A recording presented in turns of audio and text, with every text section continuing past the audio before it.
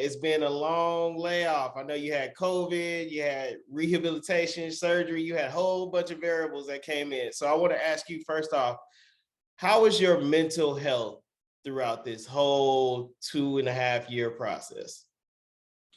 I mean, I'm mentally stable, my man. In the beginning, taking that L, it hurt, it hurt on so many different levels.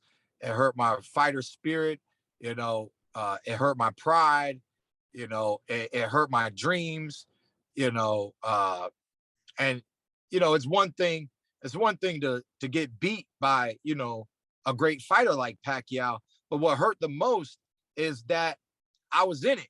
I was in it. It's one thing if you're really outclassed and you're being truly dominated, you're being truly defeated.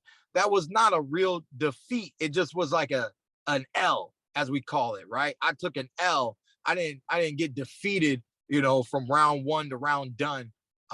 So it was really rough on me in the beginning, but then I had the hand surgery. That was tough too. Wasn't sure how the recovery would be. It took 10 months to recover. Then we're in the midst of COVID, and I don't know where sports are. We didn't know what was going to happen to the world. Right. Lots of things ended up happening. I had a small opportunity to possibly get back in the ring.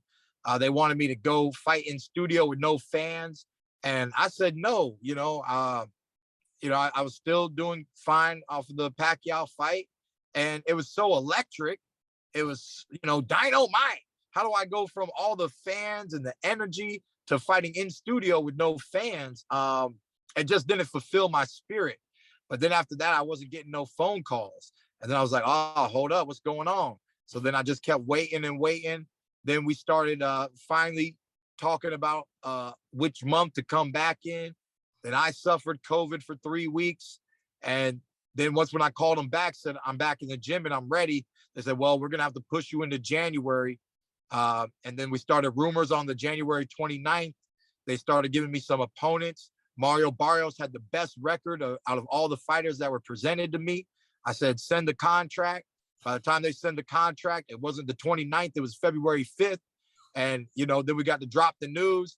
And that's where we at, man. It's right around the corner. It's been a long time coming, but I knew it was coming. I knew it was coming. Your boy's back in action and ready to go toe to toe. Get this boy out of there next Saturday. I've been training hard. I want to make a statement. I want to test his heart, his skills, his ability. I want to show him what it is to be a true welterweight.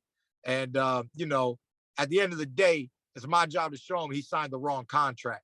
But, I want to do what I always do, come back and then make great fights happen in the welterweight division. I think I will be able to do that this year.